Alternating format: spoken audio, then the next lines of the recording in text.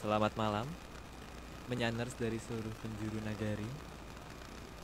Kembali lagi kita di Atlantis series ke-133 yang berjudul Pambukaning Gedong Kencana, series Grojogan Sewu. Oke, mari kita tunggu satu. Salam menyan semua yang sudah hadir. Selamat malam juga. Halo, Arya. Halo.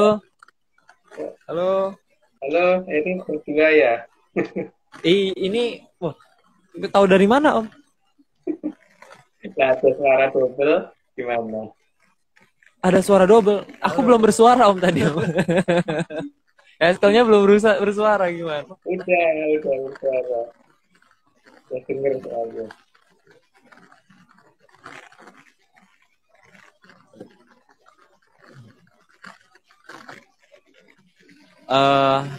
Hari ini kayaknya pembahasannya akan seru ya. Tapi memang kita pernah baca sampai itu enggak deh, soalnya kita nggak pernah baca itu. Suara aman nggak? Oh iya betul.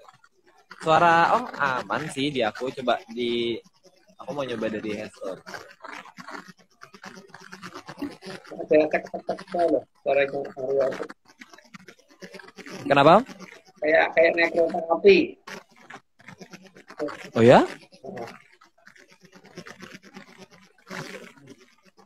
Mungkin suara angin AC Bu. Halo.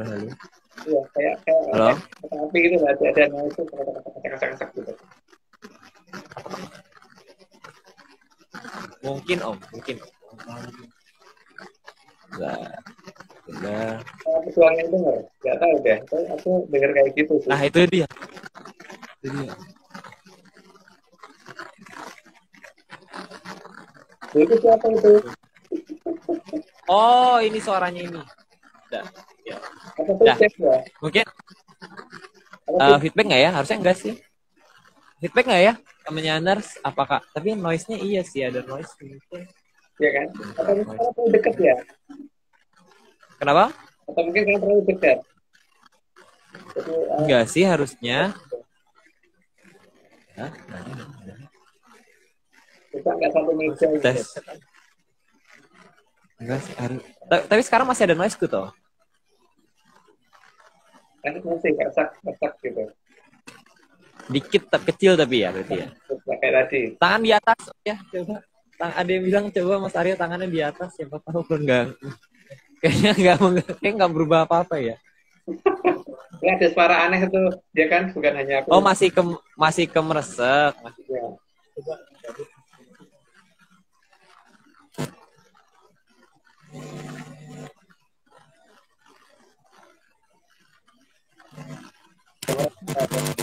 Oh enggak, aku tahu Om. Kemereseknya karena aku nyarjur. Oh.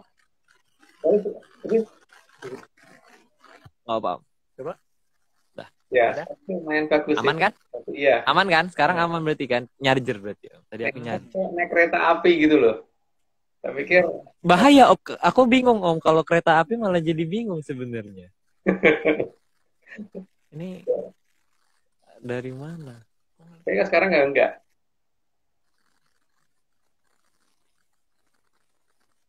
Oke.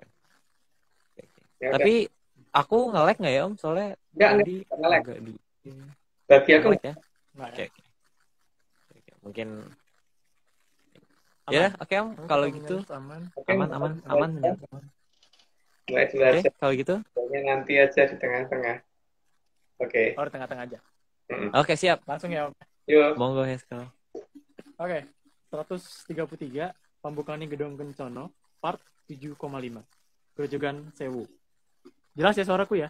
Oke, suara aman. Slide 1. Akar tanaman biasanya ada di dalam tanah, jadi bukan berada di atas. Ini ganti dulu nih. Itunya flyernya masih itu. Apa kan masih flyer? Slide-nya belum ya? Oh. Nah, Tadi penuh Om. Mejanya bingung. Maaf. Ya udah, pokoknya gambarnya kayak gitu. Lanjut aja. Oke. Nomor 2. Namun, beberapa pohon punya akar gantung. Orang pada tahu semua. Lanjut aja. Yang ketiga, dalam tradisi di Jawa, pohon yang punya akar gantung akan diletakkan di alun-alun.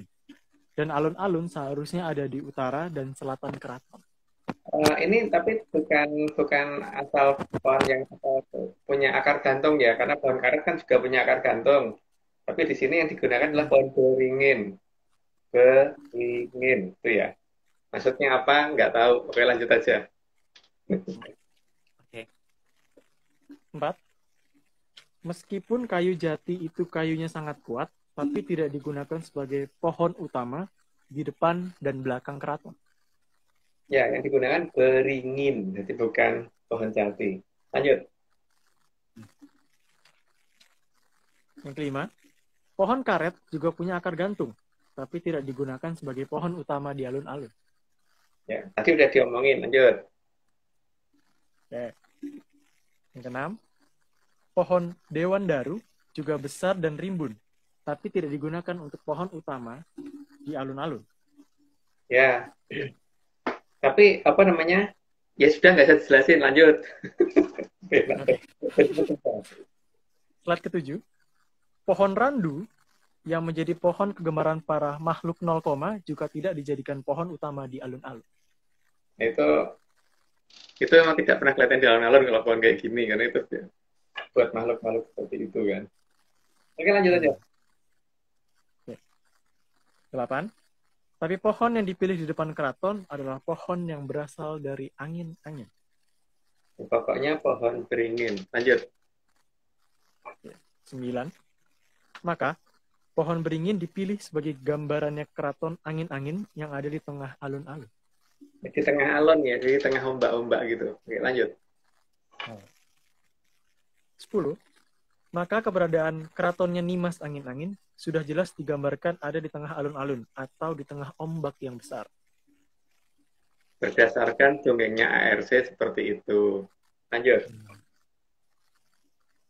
11. Karena di alun-alun, punjernya adalah pohon beringin kurung.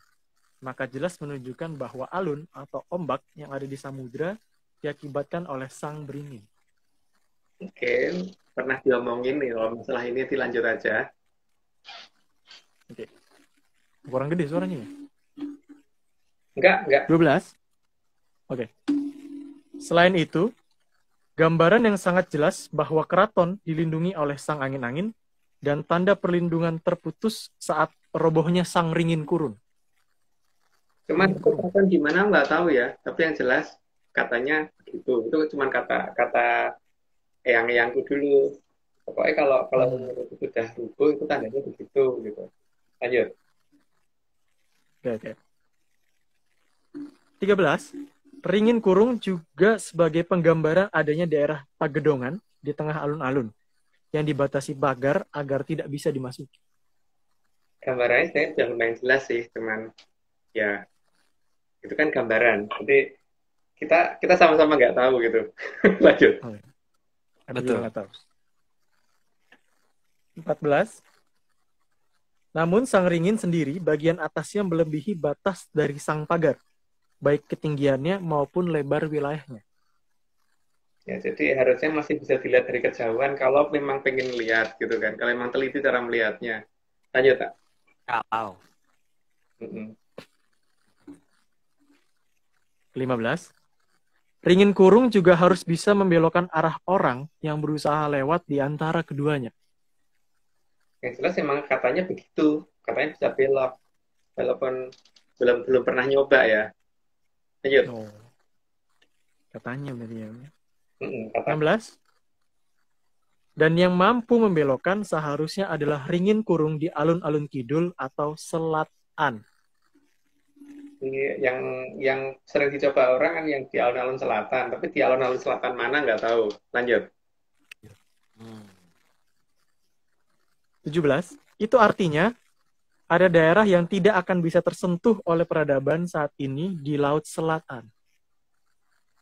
Yang jelas ada hal seperti itu. Cuman kalau kita teliti ya itu harusnya kelihatan. Cuma cara ngeliatnya bagaimana mungkin Aryo yang tahu. Aku nggak tahu. Berarti DM Aryo aja. Tahu ya Aryo ya? Aku bukan tahu. Aku lebih suka tempe. Oh iya, bukan 18. Oh ya, pete itu juga. Jadi kalau misalnya ada yang jual pete, wah seneng. Nah, DM Aryo. Sama dong. Boleh, boleh. Ya, pete. Ya. lanjut Om. Oke. 18. Leluhur juga banyak menandai daerah dengan menggunakan pohon dari sang angin-angin atau pohon beringin. Lanjut aja. Nggak perlu dijelasin. 19. Itu berarti leluhur mengingatkan akan adanya kekuatan yang berasal dari sang angin-angin. Cuman angin-angin yang dimaksud itu siapa? Aku nggak tahu. Lanjut. Mungkin Aryo tahu? Nggak Oh, tahu nggak tahu juga. Ini tulisannya nggak tahu. Aku nggak tahu. 20. Selain itu juga menunjukkan bahwa semua harta yang berharga disembunyikan oleh peradaban sang angin-angin. Ya makanya namanya Gilang Kencono kan. Makanya itu ada sesuatu yang dimaksud dengan kenapa kok pakai nama itu, bukan pakai nama aslinya beliau itu siapa sih gitu kan. Lanjut. 21. Juga untuk mengingatkan bahwa manusia bukan dari makhluk hina, tapi dari terah kedewatan. Meski tidak ada yang melarang kalau bangga jadi anak turunnya Munyo. Itu pilihan sih. Kalau aku sih nggak mau, tapi kalau Aryo mau nggak apa-apa. Aku mungkin tidak mau. Mungkin Aryo mau. Aku tahu aja deh. Aku jadi tahu aja lah kalau gini ceritanya. Oke, monggo, 22, let's go. 22. Berbeda dengan tanaman yang akarnya ada di bawah, maka akar manusia seharusnya ada di awang-awang. Kalau kata yang-yangku gitu, jadi akarnya tanaman itu ada di tanah, tapi kalau akarnya manusia harusnya di awang-awang. Nah, kalau akarnya manusia ada di awang-awang, berarti sumber kehidupan itu ada di sana seharusnya. Cuma bagaimana cara nyarinya gitu kan. Lanjut. 23. Jadi, sangat tidak jika dikatakan manusia akarnya dari Munyo, meski tidak ada larangan bagi yang bangga sebagai anak turunnya Munyo. Nah, itu tadi, pilihan tadi. Lanjut aja. 24. Karena manusia akarnya ada di awang-awang, maka seharusnya manusia juga hidup dari air kehidupan yang berasal dari kahyangan. Karena yang menentukan, kalau dalam tradisi Jawa itu kan datangnya itu ada dari air kehidupan, dan air kehidupan itu ada dari kayangan Cokro Kembang. Kalau dari ini loh, dari cerita layang yang pernah diceritakan yang ke aku dulu loh. Lanjut. Jadi hanya cerita aja ya, Om ya. 25. Jadi keberadaan keratonnya sang angin-angin sebenarnya hanya meniru dari keberadaan mata air yang turun dari kahyangan Cokro Kembang. Tempatnya Cokro Komojo sama Betari Ratih ya, Cokro Kembang. Oke, lanjut. 26. Penggambaran yang diberikan oleh mantan Presiden Soeharto sangat jelas bagaimana Atlantis menutupi keratonnya. Ya, makanya Laut Selatan itu kalau kita ukur pasti ada di elevasi yang lebih tinggi daripada horizontal, dari garis horizontal. Artinya batas cakra di sana itu sangat tinggi.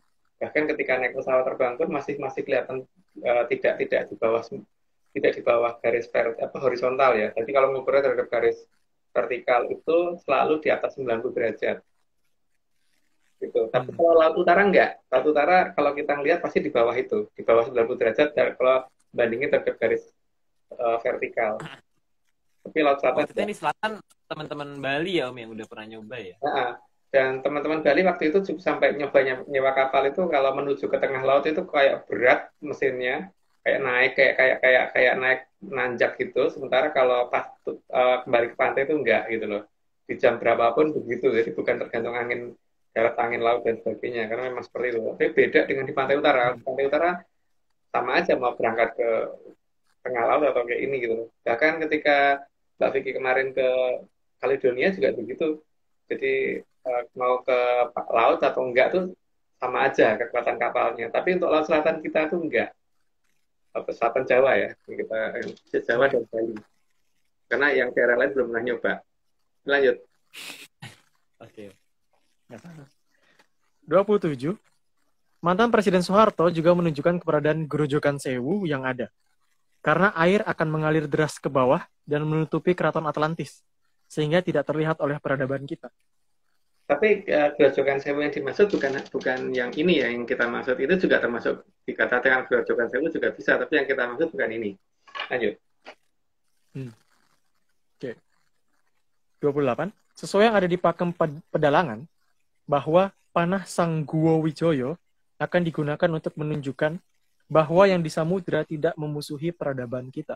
Tandanya masih ada loh, dan itu sejak tahun 2019 kalau nggak salah. Saya lupa tanggalnya berapa gitu. Karena setelah itu muncul, itu terlalu perfect. Dan ada 3 sih sebenarnya, tapi cuman yang satu yang paling jelas. Ya bentuk seperti itu. Gitu. Oke, lanjut. Yang lainnya numpuk ya Om kalau nggak Yang salah. numpuk, yang 2 numpuk. Yang satu ini jelas banget. Dan tanda tidak bermusuhan juga tidak hanya satu. Ya, itu kelihatan kan ada 3. Oke, lanjut, Aryo. Oh ya. Aryo. Eskel. 30. Maka keberadaan Grojogan Sewu seharusnya bukan berada di Atlantis, tapi justru berada di tempat asal mula aliran Amertosari atau Sungai Berantas. Nah, itu, jadi aliran itu datang dari mana gitu kan? Karena kalau itu air mengalir deras sekali, berarti ada mata airnya. Tapi mata airnya ternyata bukan dari bawah, tapi dari atas gitu. Dan bukan dari gunung, karena lebih tinggi dari gunung.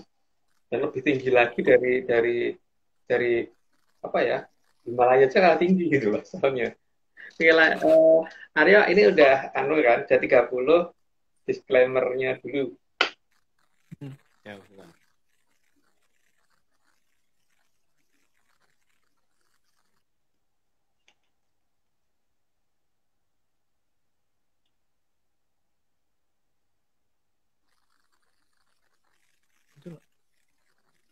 Ini semua cuma dongeng. Nggak percaya, nggak apa-apa. Tapi kalau percaya, ya jangan. Ingat, gunakan brainlisis, bukan analisis. Bagus. Iya, Lisis. brainlisis. Keren. Jadi ini ya. Brainlisis. Brainlisis. Ya, monggo. Ya, kan ini toh, kita ngobrol bentar. Tapi ini ngobrol apa Oh ya? iya. Aku tuh lupa ya Om, tapi aku tuh sebenarnya penasaran sih Om. Karena ini kan dulu itu ya, setauku Om, ada cerita itu kalau misalnya Panembahan Senopati itu Om, waktu membuka salah satu, apa namanya ya itu ya, ada hutan ya Om ya kalau nggak salah ya. Hutan Mentawai. Oh iya, hutan Mentawai itu kan dibantu oleh salah satu dangyang di sana. Yang katanya itu punya peliharaan banyak Om. Iya ya, peliharaannya apa ya? Aku lupa ya. Pokoknya peliharaannya itu sampai satu pertanian Om. Satu bisa jadi sawah itu kalau misalnya dibanyakin Om. Tapi aku lupa ya. Iya. Apa ya Om itu ya ceritanya ya? Jadi kadang-kadang orang itu salah perkiraan kan ketika ada tulisan di depan, awas ada anjing galak. Oh berarti yang punya rumah anjing kan? Enggak juga ya. Awas. Iya benar sih. Awas ada misalnya dia pelihara harimau, awas ada harimau galak, itu yang punya rumah harimau kan? Enggak juga. Iya benar. Jadi Berarti emang peliharaannya harimau atau peliharaannya ya dan anjingnya. sidang yang bisa dicari loh, Arya bisa ditanya dan bisa dicari bahwa dia itu akan bisa menunjukkan alas mentawai itu di mana gitu loh. Nah, tapi cara ngurut nanyanya itu paling gampang dari piaraannya dulu. Iya kan? Nyari peliharaannya. Betul loh. Karena dia tuh dengan piaraannya bulus kan, maka kan disebut Ki Buyut Kuning yang punya piaraan bulus banyak gitu loh. Saking iya. Sak sawah atau sak lebak itu loh, aku lupa namanya itu. Oh iya benar. Oh saking banyaknya Om, jadi itu bisa di saking banyaknya. Oh. Memang beliau hobi pelihara itu gitu. Keren. Dan itu pasti ada daerah yang akan diamankan oleh beliau atau tidak supaya bisa didatangi orang lah. Posisi bulus lebak ini ada di mana gitu kan masalahnya sekarang. Ya itulah alas mentawai gitu kan. Dan alas mentawai itu nggak akan jauh dari Sastrawulan karena itu nanti akan masuk di Sastrawulannya Kerajaan Mataram gitu loh. Oh beda berarti ya Om ya kalau Mataram ya Om ya. Sastrawulannya Mataram juga loh. Oh Keraton Mataram beda juga. Tapi yang berarti nanti itu seharusnya berarti kalau misalnya Keraton Mataram, Sastrawulannya Mataram ini nanti kan berarti harusnya yang menutupi ini kan juga kalau nggak salah satu temenggungnya juga ya Om ya. Ya, Bener ya Om ya? jadi paling tidak itu untuk mengetahui mentawak ada di mana, itu kita paling gampang mencari dari salah satu temenggung yang paling dikenal di situ gitu kan. Temenggung yang paling dikenal itu kan kalau nggak salah temenggung wi Ragunan gitu ya. Iya, Oh. Wiraguna. Hmm. Temenggung Wiraguna Om. Itu Kalau nama keratonnya siapa? dia ada Nama keratonnya Mentawak Wi. dalam babat itu.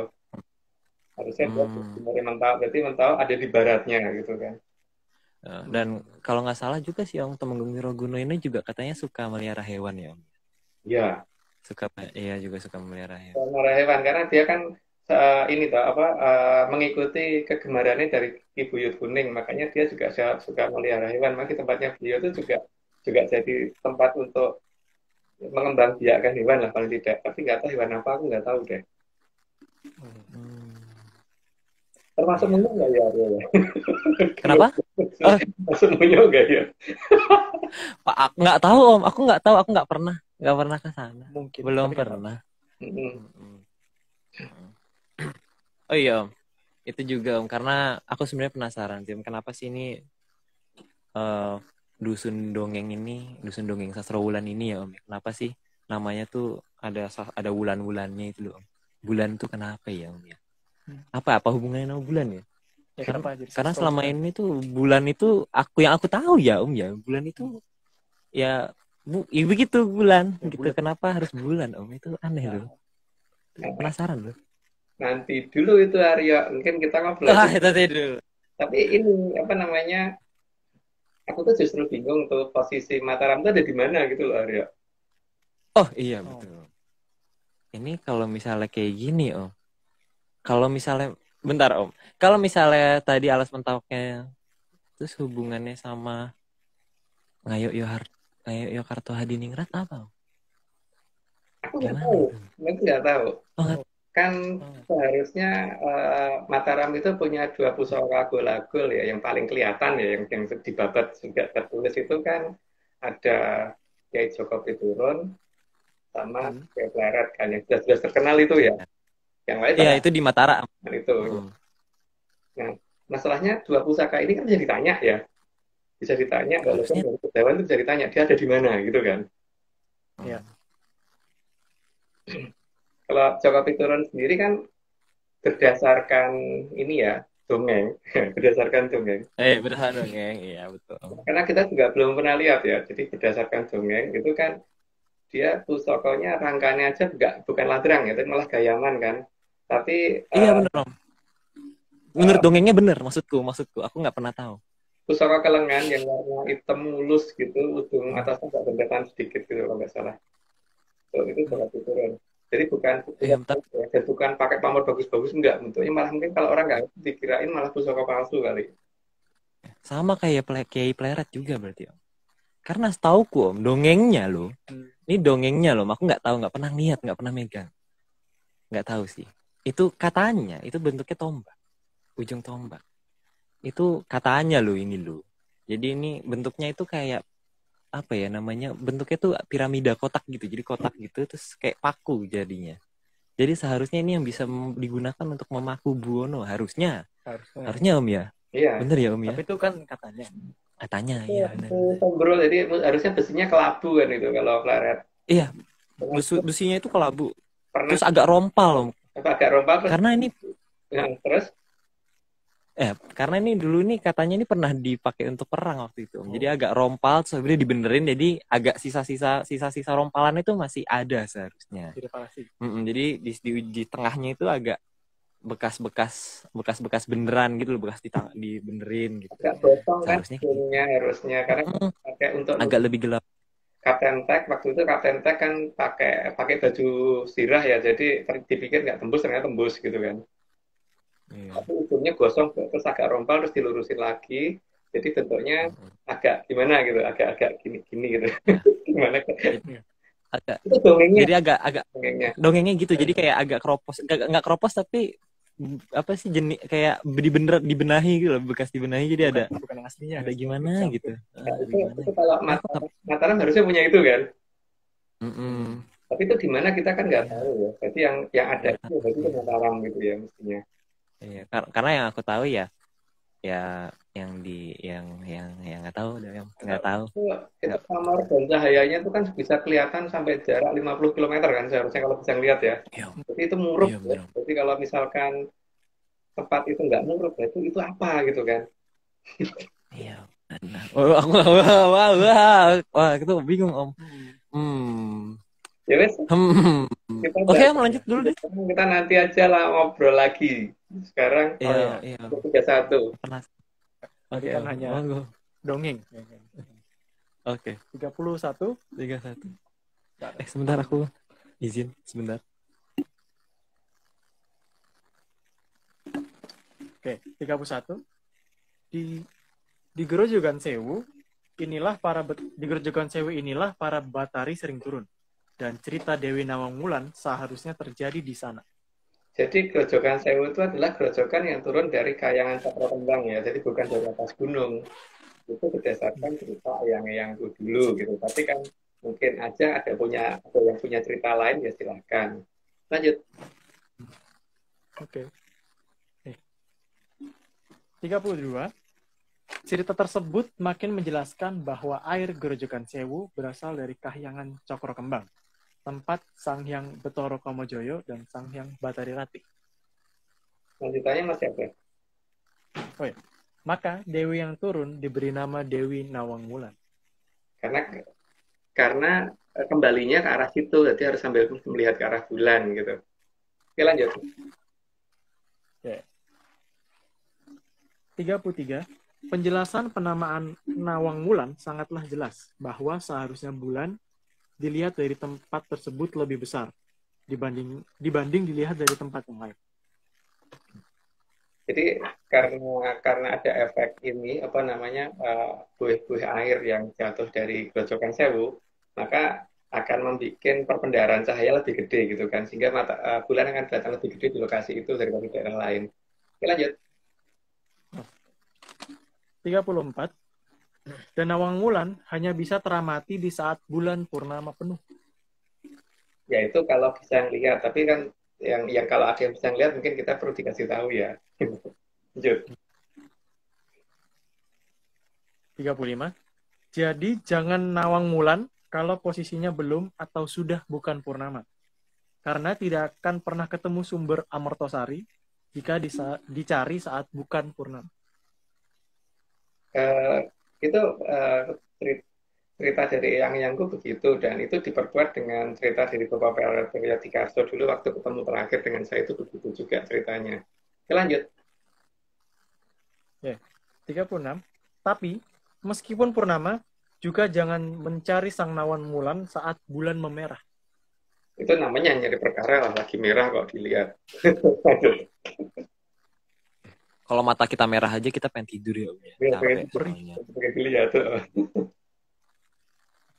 Oke, 37. Karena Kahyangan Cakrakembang adalah Kahyangan Sang Hyang Bathara Kamajaya dan Sang Hyang Bathari Ratih, jadi bukan Kahyangan para buto. Maka tidak akan ada ancaman atau memedi kalau berhadapan dengan para Sang Hyang.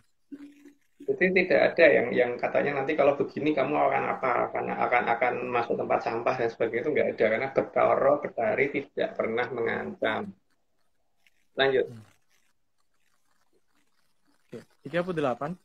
Maka jika menemukan purnama di tempat yang menakutkan, jelas itu salah tempat dan jauh dari Grojogan Sewu. Jadi dari auranya kelihatan ya, kalau tempat itu membuat kita jadi tenang, nah itu sangat bisa sangat mencurigakan. Tapi kalau misalkan justru membuat kita jadi ketakutan, ya sebaiknya menjauh, karena berarti bukan di situ, itu jauh dari Grojogan Sewu. Lanjut. 39.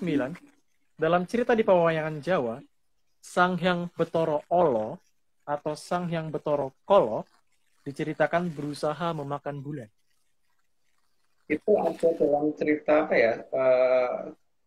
Banyak sih cerita-cerita tentang Bathara Kala makan bulan, itu banyak dicari, banyak kok di cerita-cerita tradisi Jawa. Lanjut ya. Oke. 40. Maka jangan mencari Sang Nawang Wulan jika bulan sedang tidak utuh, karena Dalam cerita pewayangan di Jawa, itu adalah tanda kehadiran sang kegelapan, atau sang yang betoro olok, atau sang yang betoro jelek. Ya itu Pak. Jadi jangan mencari ketika seperti itu karena itu dalam tradisi Jawa memang nggak seperti itu cara mencari sang nawang wulan gitu. Lanjut. Tapi emang pada dasarnya artinya aja udah jelek ya Om. Secara harafiah. Oh, Allah itu berarti jelek. Iya, artinya jelek. Bahasa Jawa. Yuk lanjut monggo. 41. Bahkan sang yang betoro jelek juga pernah diceritakan memangsa sang terang utama atau matahari. Itu dalam tradisi kita kan ada cerita seperti itu, entah itu cerita itu benar apa tidak, tapi dongeng itu ada gitu loh bahwa katanya gerhana terjadi pada saat seperti itu, baik gerhana bulan ataupun gerhana matahari. Ya lanjut. 42. Maka di tanah Sukerto beredar cerita yang lain, bahwa saat menakutkan akan muncul saat sang bulan sedang purnama. Itu berarti menunjukkan daerah sana sangat jauh dari Grojogan Sewu toh, karena kalau ada dekat Grojogan Sewu harusnya ketika munculnya bulan bukan berarti menjadi sesuatu hal yang menakutkan, berarti Grojogan Sewu tidak ada di negara itu, di dekat itu. Lanjut. Oke. Namanya juga Sukerto, jadi yang dipuji adalah sang pemangsa, karena tidak mau adanya terang sempurna di saat gelap. Maka cerita menakutkan dibuat agar lupa akan keberadaan Grojogan Sewu. Tapi itu justru malah mengingatkan kita bahwa Grojogan Sewu nggak mungkin ada di tempat itu, gitu kan. Dan mereka jauh dari itu, gitu. Paling tidak gitu kan. Itu malah bisa jadi patokan. Artinya paling tidak satu benua sudah bisa kita coret untuk posisi Grojogan Sewunya, gitu ya. Nggak mungkin. Yang ada legenda ini. Karena gara-gara legenda itu langsung membuktikan tidak mungkin di situ Grojogan Sewu. Lanjut. 44. Bahkan cerita dari Trah Titisan sang yang betoro jelek juga dimunculkan saat purnama. Itu agar orang lupa di mana Grojogan Sewu berada. Jadi ya kelihatan. Jadi makin kan cerita itu ada dalam satu benua kan. Ya mungkin satu benua atau nggak tahu ya. Tapi berarti wilayah itu sangat jauh gitu. Karena nggak mungkin satu tanah jika masalahnya ada seperti itu gitu loh. Karena keberadaan kayangan Cokro Kembang itu tidak akan menimbulkan hal-hal seperti itu, berani mendekat. Setahu gitu. Lanjut. Legenda. Dongengnya gitu. 45. Penggambaran istananya juga dibuat sangat kehantu-hantuan di saat purnama muncul. Jadi sifatnya itu selalu sifat yang menakutkan ya. Itu yang ditunjukkan oleh kondisi di tempat yang sangat jauh dari Grojogan Sewu. Jadi kita justru terima kasih dengan penggambaran mereka, berarti paling tidak untuk mencari Grojogan Sewu sudah ada satu wilayah yang tidak perlu diteliti gitu kan. Lanjut. Iya. Berarti emang mereka malah seneng banget ya sama kehantu-hantuan itu ya. Aneh ya. Tunggu. Oke, 46. Dilengkapi dengan istana yang banyak kelelawar vampir, bukan kelelawar pemakan buah. Yang penting sesuai ajaran memedi dari sang yang betoro jelek. Ada jenis kelelawar itu ada dua macam kan. Yang kelelawar yang pemakan buah itu beda. Atau kalau orang Jawa ngomong codot, kalong gitu kan. Tapi kalau yang kelelawar vampir memang ada itu yang makan darah dan itu biasanya juga membawa penyakit apa ya, pes atau apa gitu lupa aku. Jenis penyakit pes juga kalau nggak salah. Karena hampir kayak tikus gitu loh, kalau gigit menimbulkan kayak juga begitu.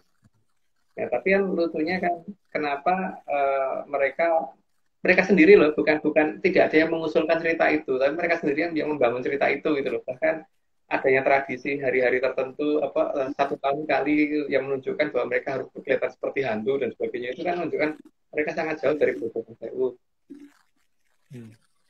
Ya lanjut. 47.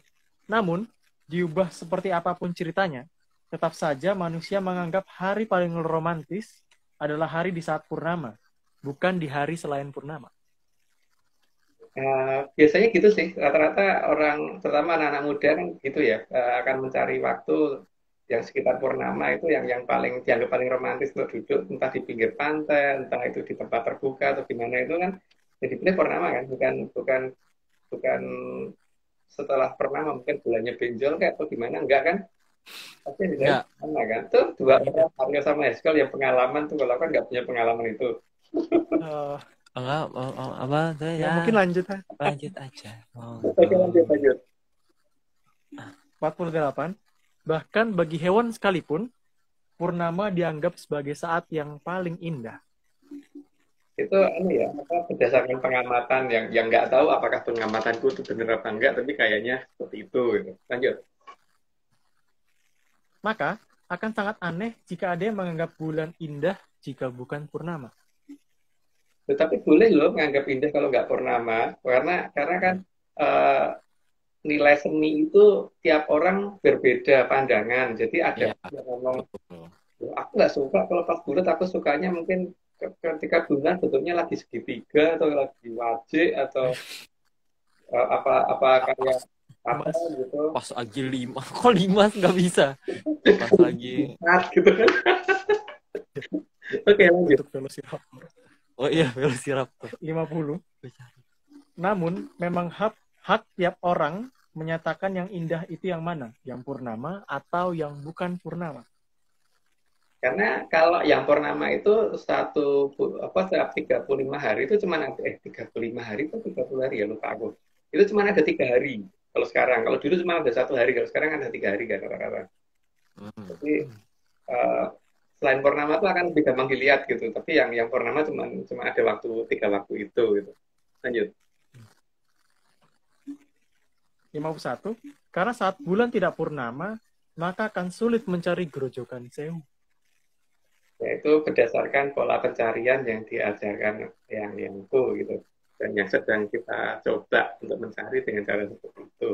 Lanjut. Oke. 52. Dan cerita tentang keindahan Sang Wulan sudah mulai digambarkan dengan jelas. Mulai dari saat Sang Mahaprabu Brawijaya V atau Sang Mahaprabu Damarwulan. Jadi kalau bagi kita kan Brawijaya itu sampai 8. Jadi yang Brawijaya 5 itu baru Damarwulan, bukan Brawijaya Pamungkas. Dan memang gelarnya Prabu Kertabumi karena yang membuat ketentraman di bumi, karena berhasil membuat tentram dari kondisi yang tadinya ada banyak pertempuran kecil dari antara di zaman Prabu Ayam Wuruk, gara-gara ada pemberontakan dari Rakuti, Semi, Nambi, Suro dan sebagainya itu gitu. Yang akhirnya dia dirukunkan bahwa tidak perlu harus rame-rame, mas, dikatakan pembawa kertaning bumi. Jadi ketika beliau mokso, Sirno ilang kertaning bumi itu karena beliau mokso kan, tapi bukan berarti negaranya udah ikut hilang gitu. Lanjut. Ya kalau tadi siang Sirno ilang kertaning Kolo Serenggi. Iya. Masih campur soalnya. Oke, monggo. 53. Cerita berlangsung sampai pertemuan Sang Mahaprabu Brawijaya VII dengan Dewi Nawangwulan. Itu nanti akan untuk Dewi Nawangwulan sendiri kan ceritanya nanti akan dijelaskan di setelah ini ya, Arya ya, 134 ya. Pokoknya Grojogan ini kita akan ada berapa episode sendiri itu, karena itu emang sebagai asal mula Sungai Berantas kan, jadi memang cukup panjang sendiri cerita itu. Tapi paling tidak kita sisi satu-satu, yang 133 ini kita khususkan di masalah Grojogan Sewunya, terus besok di Dewi Nawangwulannya, terus nanti mau Patih Negomendungnya, terus dan lain-lain gitu. Tapi nanti dan lain-lain mana tergantung ini kan tidak semuanya harus dibuka di sini ya, dongeng kita itu gitu loh. Oke, lanjut. 54. Semua cerita tadi hanya untuk menjelaskan akan adanya sumber Grojogan Sewu. Ya, seharusnya mulai dicurigai loh, Grojogan Sewu itu di mana? Apakah betul dari gunung? Terus pas dari gunung memang jumlah Grojogannya sampai 1000 kan? Enggak ya, paling cuma 1 atau 2. Grojogan Sewu itu kan ini banyak banget gitu. 1000, bukan 1, 2. Oke, lanjut. Grojogan siji. Nah, itu grojogan loro, itu grojogan telu gitu kan. Iya, Grojogan siji akar telu. Oh, 55. Dan sumber Grojogan Sewu harus dicari saat bulan purnama. Saat purnama. Itu pola pencarian ARC ya, tapi kan kalau ada yang menggunakan cara lain ya monggo, tapi kalau ARC begitu. Lanjut. 56. Sumber Grojogan Sewu juga harus dijaga agar tidak ternoda oleh tingkah laku Trah yang lebih memilih menyembah Sang Hyang Bathara Jelek atau Sang Hyang Bathara Kala. Karena Trah tersebut lebih memilih hidup dalam ancaman dan ditakut-takuti. Ya, tapi nggak apa-apa loh, karena seperti kita nonton film aja, kadang-kadang ada orang yang senang nonton film horor loh. Kalau Aku menghindar. aku nggak suka film horor, tapi film action gitu kan. Tapi ada loh orang yang film aja milih horor. Jadi kehidupan itu bebas ya, ada yang milihnya seperti apa gitu. Kalau milih lebih suka ditakut-takuti dan diancam ya silahkan, tapi itu kan itu hak pribadi. Tapi kalau Asasi manusia. kita yang lain gitu kan. Ham enak sih. 57. Maka, aliran Amartasari akan disembunyikan saat manusia di peradaban terdekat dengan Grojogan Sewu lebih memilih bulan yang bukan purnama. Ya, mungkin begitu ya dalam cerita. Karena dalam cerita yang didapat dari yang itu memang menceritakannya begitu. Tapi kenyataannya sekarang Grojogan Sewu itu nggak kelihatan gitu kan. Apalagi di zaman yang aneh nanti gitu. Di zaman aneh yang nggak tahu itu zaman kapan yang saya nggak kelihatan. Oke, lanjut. 58. Karena meskipun digambarkan sedang tersenyum, tapi akan terlihat semu karena ada bagian yang sudah dimakan oleh Sang Hyang Bathara Jelek. Sang Hyang Bathara Kala. Karena kalau menurut aku lebih baik itu ya purnama. Tapi kalau ada orang yang nggak suka purnama ya nggak apa-apa. Oke, lanjut. 59. Jadi, meskipun tersenyum, tetap tidak seindah saat purnama. Karena untuk patokan pencarian Grojogan Sewu sangat sulit kalau bukan purnama. Ya kan area waktu ekspedisi itu kan ketika bulannya nggak purnama susah banget kan. Iya betul. Karena tadi kan udah dijelasin sebenarnya di awal ya, penjelasannya itu ada. Belum lama slide-nya. Kalau tata cara pencariannya mungkin nanti di 135 kali ya, pas Patih Megomendung itu kita gelar. Tapi apa namanya? Ya caranya begitu. Tapi teman-teman itu kalau nggak purnama susah banget gitu kan. Oh ya, padahal aku udah nunggu kirain yang episode ini lupa ya, belum ya? Belum. Satu lagi. Oke. 60. Meskipun dihiasi banyak bintang sekalipun, tidak akan seindah saat purnama. Ya, kita tapi nggak boleh a priori, karena apa? Bagaimanapun juga kan seni itu mandangnya beda-beda. Tapi ya, betul, setuju. Kalau bagi aku begitu, tapi bagi orang lain kan mungkin enggak kan? Bagi orang lain mungkin, bulan enggak, kalau bulan malah jelek gitu. Ada yang gitu kan? Gitu. Ada orang suka Indomie rebus, ada orang suka Indomie goreng. Ada yang mentah juga gitu kan? Iya, ada juga Om yang mentah. Ada yang pakai es batu Om. Aku tuh nggak pernah sampai ibuku ngamuk-ngamuk mau Indomie mau dimasakin ternyata malah habis mentahan gitu. Tapi enak tuh krip-krip gitu kan? Oke, Arya dan nomor kedua. Nah, lagi dicari. Kenapa? Disclaimer kedua dan 60. Oh, iya. Mana ya? Ini aku kadang-kadang tuh jadi kayak arisan gitu loh. Milih yang mana gitu. Seharusnya sebelum video di randomizer dulu ya. Nah, cuman itu. Aku tuh pengen yang awal karena dia yang kemarin yang dari Mas minggu lalu dari Jawa Timur. Oh iya, belum dikat ya. Ini Bali. Nah ini. Oh, ini yang ngomong. Semua ini hanya dongeng. Kalau tidak percaya, ya nggak apa-apa. Tapi kalau percaya, ya sambutan. Hari ini, Brainlysis. Oke, ini di akhir mau tambahin lagi Om, Brainlysis Om? Bagian ini semua bagian Brainlysis aja. Nah, itu. Ini harus ada di semua. Gayanya keren. Ingat, gunakan Brainlysis, bukan analisis. Pas bulan loh. Maaf Mbak. Bahasa Bulan pas bulan. Tadi ada nanya bulan itu kenapa tadi aku lupa.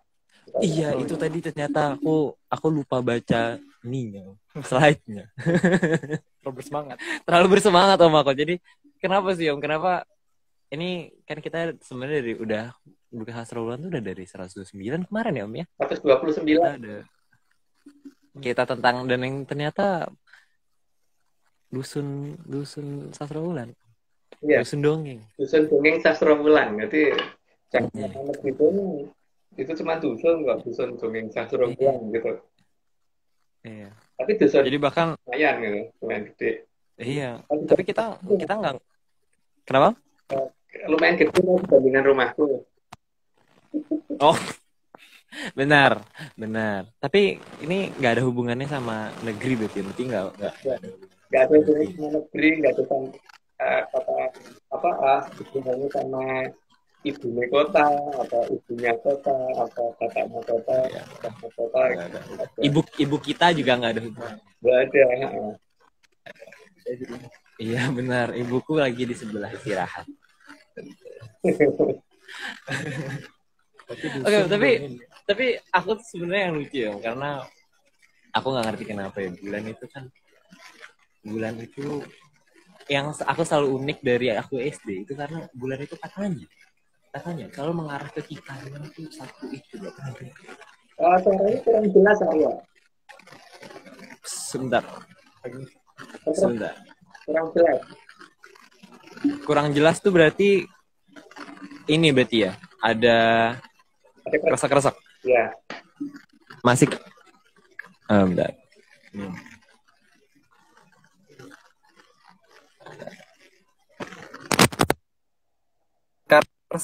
Ini udah hilang keresak-keresaknya. Oke, kalau gitu pakai ini dulu.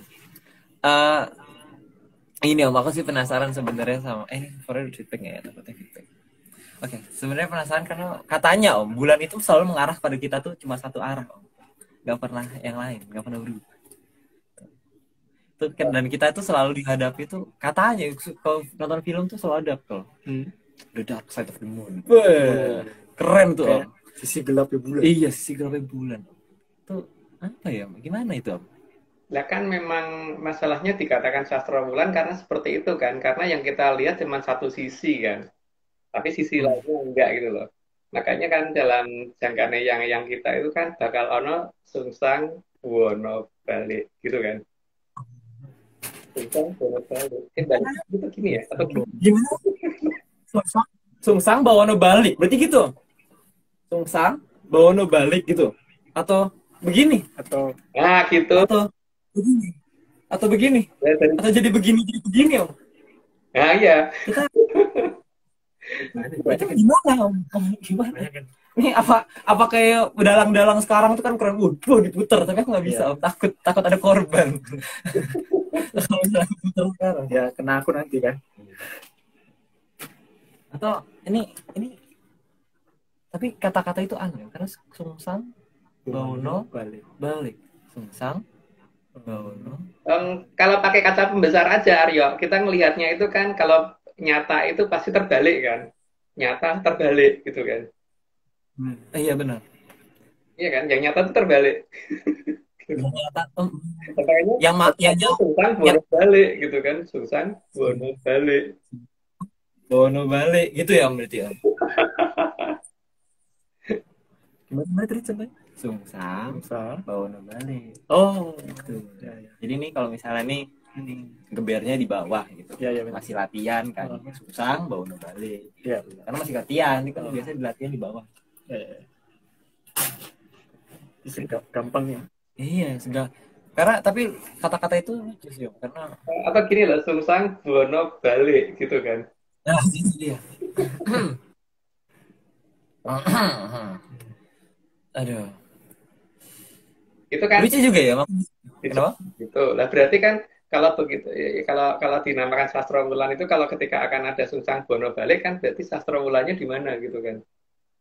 Iya, sastra wulannya di mana ya? Nggak tahu. Tapi kan posisi sastra wulan itu bukan pada posisi kuburannya kan, berarti harusnya Sastroloyo tuh ada di depannya sastra wulan itu, di utaranya sastra wulan gitu kan, Sastroloyo Praloyo. Karena Sastraloyo sama Praloyo itu kan berseberangan doang, tapi jauh Om ya. di selatannya lagi gitu ya.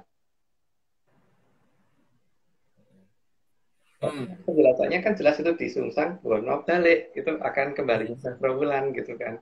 Gurih jadinya gitu. Cuman itu itu cuman dongeng di dusun Sastrawulan ya. Iya, itu dongeng dusun Sastrawulan. Oke. Aduh, tapi nanti Sungsang Bono baliknya gimana berarti semudah membalikan telapak tangan ya berarti ya, Bang. Iya, lagi gini. Tapi kalau gini susah Rio. Gini kan oh iya benar. Gini susah gampang gitu. Gini gitu kan, itu namanya balik. Membalikan kita nggak sampai koprol nggak? Oh enggak. Lebih gampang gini gitu. Iya. Balik gitu kan. Karena setahu aku ya Om, karena emang mungkin kata-kata itu karena dulu Mojopahit itu tidak suka meminta, sukanya memberi. Jadi gitu. Sukanya gini nggak suka, sukanya gini kan kalau Mojopahit.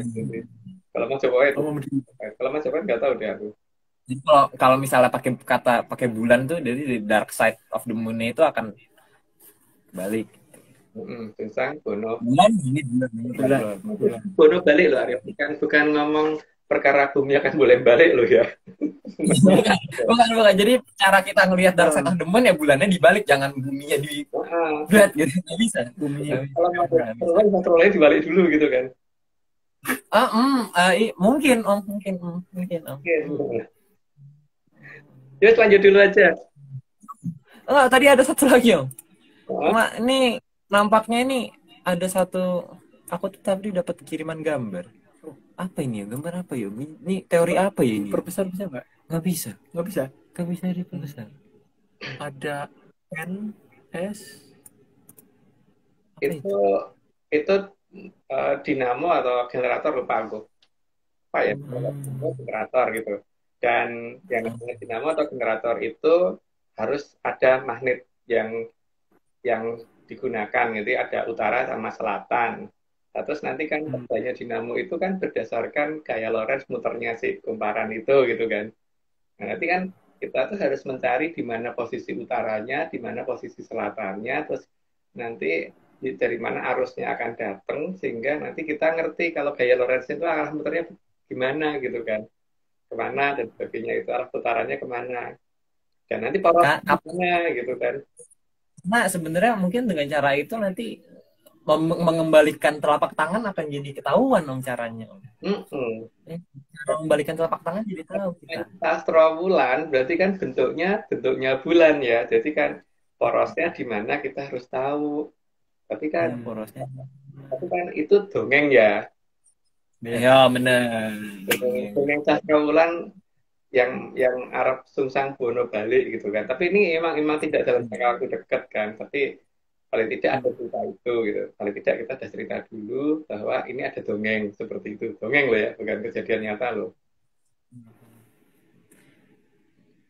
Oke. Lanjut dulu. Dusun Sastrawulan. Iya. Gimana kalau kenyangan dikit? Jadi dongeng Dusun Sastrawulan ya Om ya? Iya. Oke. Kita lanjut Om? Ya, lanjut. Oke. 61. Karena saat tidak purnama, mirip dengan alat yang cukup menyeramkan kalau digunakan secara salah. Ya, kalau digunakan secara salah ya. Tapi kalau digunakan secara benar, misalkan untuk motong rumput atau apa, itu nggak apa-apa. Tapi itu kan peralatannya ya. Tapi cuma dikatakan mirip gitu aja sih. Oke, lanjut. 62. Karena meskipun bisa dipakai membantu petani, tapi tetap bisa digunakan untuk menyakiti.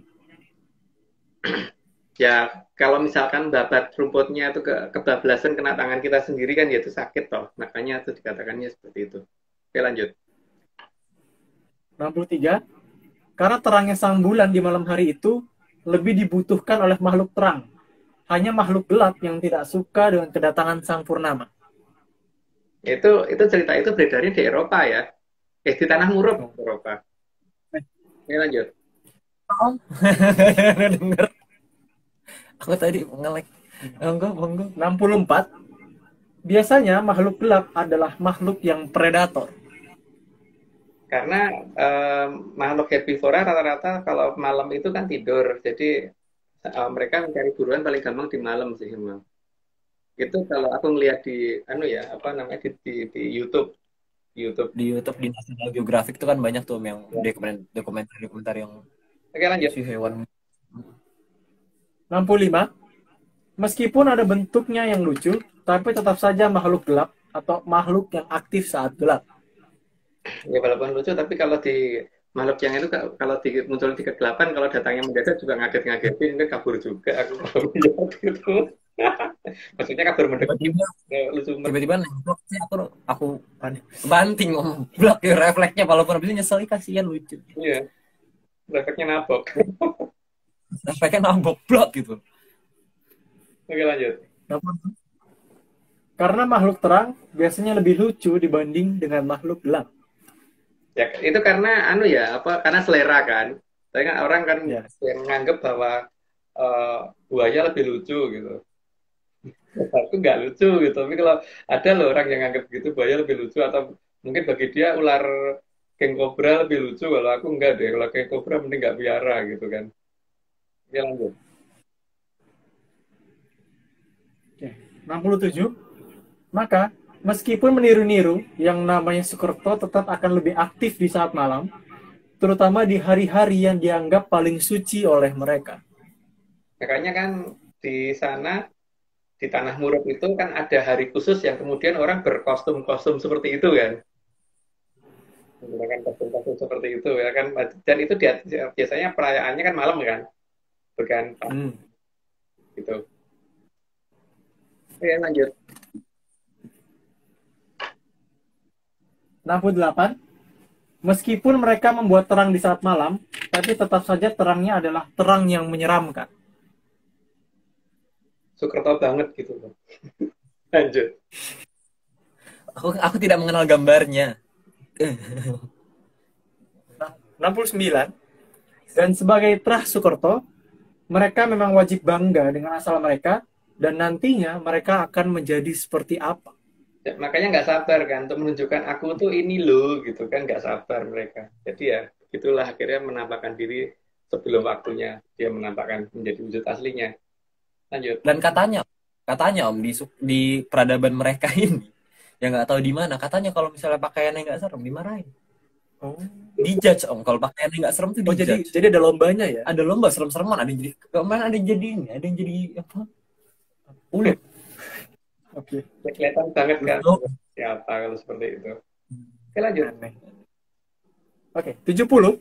Ketakutan adalah dasar mereka. Maka tidak takut bagi mereka adalah melanggar aturan utama. Karena kewajiban adalah ketakutan yang dianggap sebagai dasar dari kepatuhan. Itu baru aja diomongin sama Aryo tadi. Mereka kalau nggak nakutin tuh mau aneh. 71. Jadi, jika dasarnya masih pada kepatuhan akan ketakutan, maka memang benar Grojogan Sewu menjadi sangat sulit dijangkau.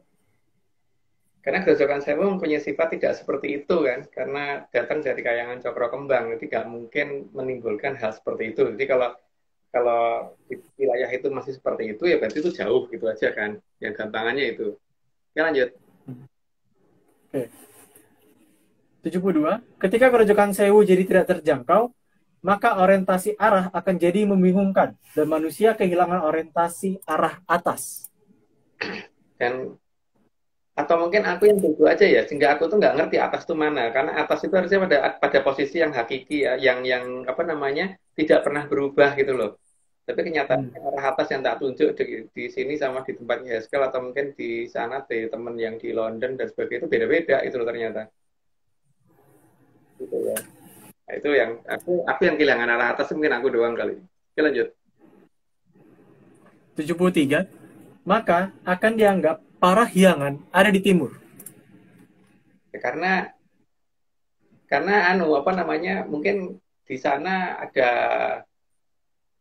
ada beberapa bangunan yang dipikir itu bangunan yang dibikin oleh Sang Hyang. Tapi kalau bangunan yang dibikin oleh Sang Hyang, apakah ya cuma seperti itu gitu? Apa sesederhana itu gitu kan masalahnya?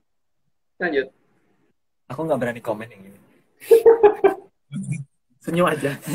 Oh enggak. 74. Danau Banyu Biru juga akan dianggap bukan di Parahyangan. Karena ya itu kan masalah asumsi ya. Mungkin bisa aja orang anggap itu Banyu Biru itu ada di sana. Tapi kalau ARC enggak, Banyu Biru ya ada di Banyu Biru gitu kan. Betul. Sudah ada di Banyu Biru. Betul. Nggak di mana-mana Banyu Biru. 75. Yang di utara malah terlihat ada di selatan. Iya. Karena kalau kita melihat itu pakai kompas kan, jadi kompas itu juga punya magnet. Di kompas itu arah utara itu akan ditarik oleh magnet selatan bumi gitu kan. Tapi karena kita ngelihatnya kompas, berarti arah selatannya bumi itu, maka kita akan menganggap itu utara. Kalau misalkan kita lihatnya arah selatan bumi, itu berarti menggunakan kompas, maka kompas itu menunjukkan selatan, tapi selatannya kompas itu sebenarnya adalah utaranya bumi gitu kan. Bola balik gitu, guys. Pokoknya bingung dong. Sungsang terus. Ini sungsang terus. Jadi nggak, tapi aku mau menjelaskan, mungkin bingung itu. Jadi kalau misalnya magnet itu kan ada utara, ada selatan. Utara selatan. Jadi kalau misalnya utaranya kok itu ketariknya pasti ke selatan. Gini. Jadi pasti ketarik ke bawah. Ya. Jadi utaranya nih ke bawah. Oh. Gitu ya. Jadi utara selatannya tuh sungsang. Mana sih? Remote mana sih kameranya? Sungsang. Jadi ya gitulah. Tapi bisa nggak begini enggak begini. Makanya kalau terbiasa begini harus sungsang baru balik gitu kan. Yes, segera. 76.